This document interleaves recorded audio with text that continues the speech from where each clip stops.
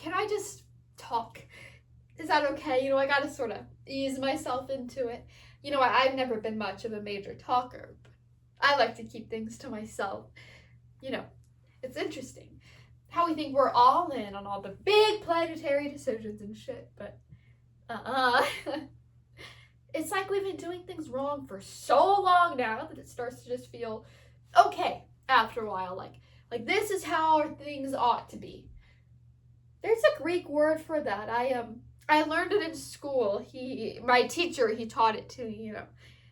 I can't quite remember what it was, but I know it had something to do with the world falling off its axis and spinning off in the wrong direction, and it was all the people's fault.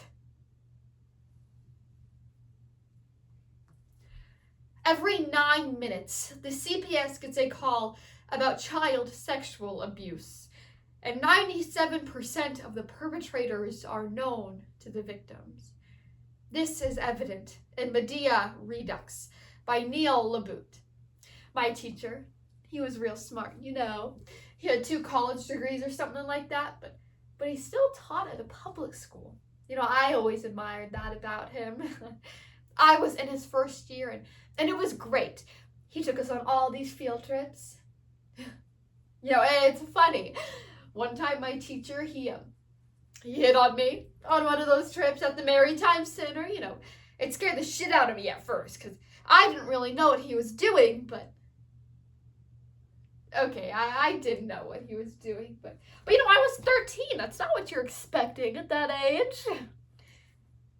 We were at the observation tank where they keep all the sharks and stuff. You know, I've always been real interested in sharks, and he says that we can stay and watch, and we'll catch up with the others later. And, well, there was this big hammerhead, right? And he just kept darting real close to the glass, and then all of a sudden I felt this weight pressed up against me, and it was my teacher, and he was just so close, and I could feel his weight up against me, and that hammerhead just kept circling.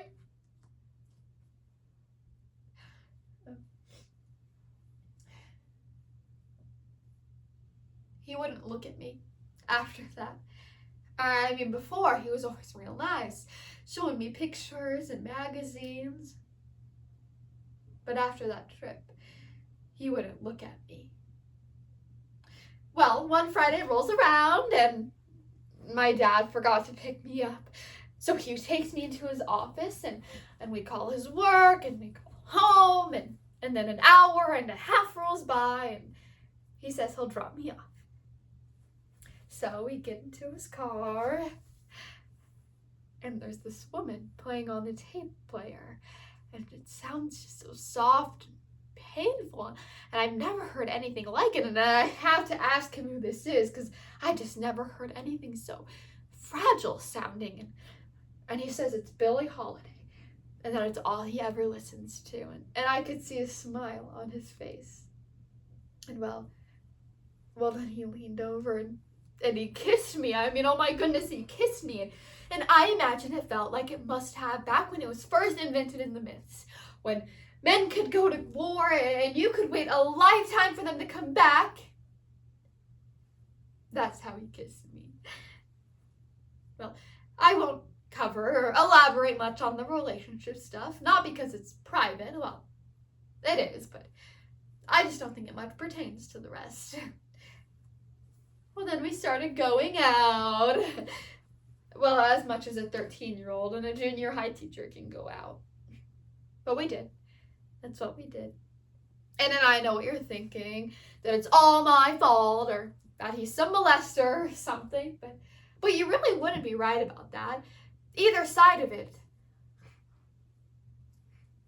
Well, then I found out about the baby, that I was having one, and you know, I didn't even cry. And I should have, right? I mean, Christ, I'm a kid myself.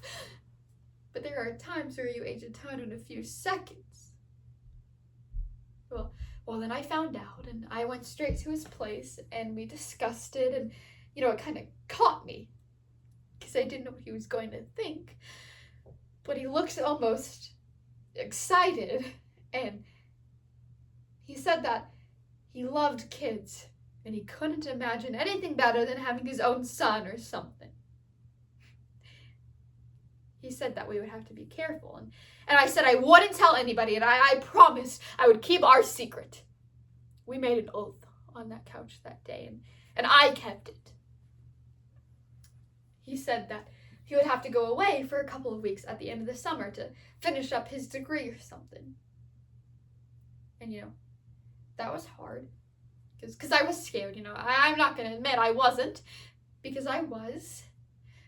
But he said it would be good for us, him finishing up his degree. And then I went home. And I sat on the couch and I watched afternoon television. Because what else are you going to do, What else?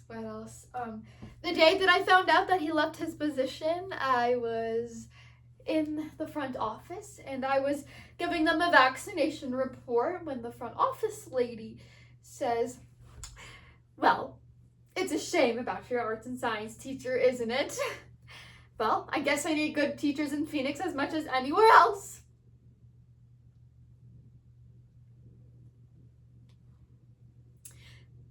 And there I was, 14 years old, with a baby inside of me, and all this woman could yak on about was some new German measles booster, and then all I could hear was the Cosmos, and they were howling at me. They were laughing. They were laughing at me.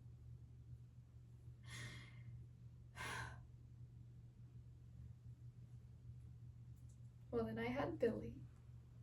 Or William, it doesn't matter. He's a beautiful boy.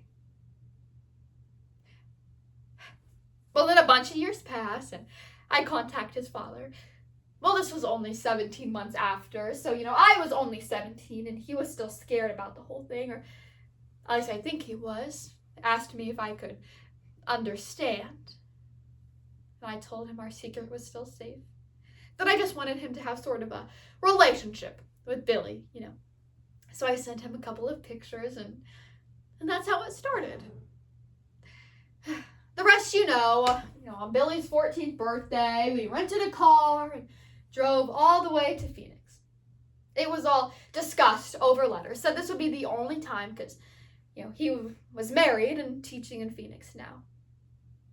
So we drive all the way there, and it's really hot when we get there, and he's there as promised, and this is a really big moment for Billy, and he comes in and he gives me a hug, and he leans in a little bit, and I see it there in his eyes.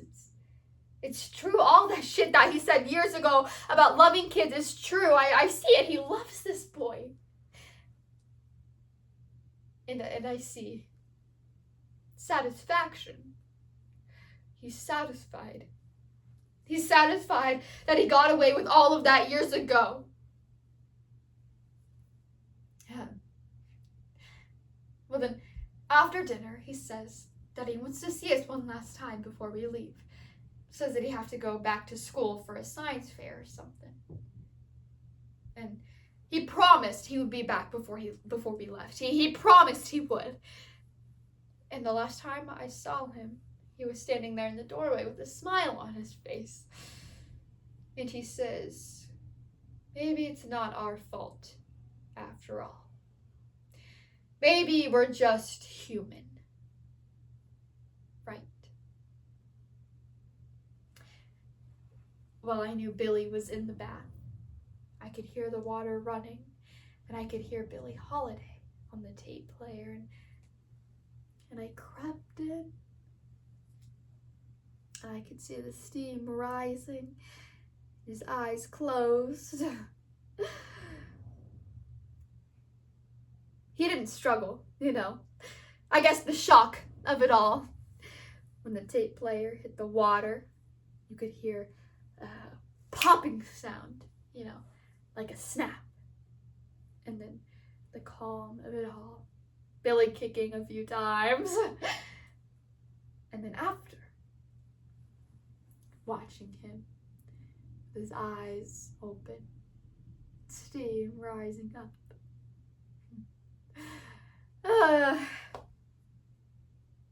Oh, Akia, that's the word. That's the word.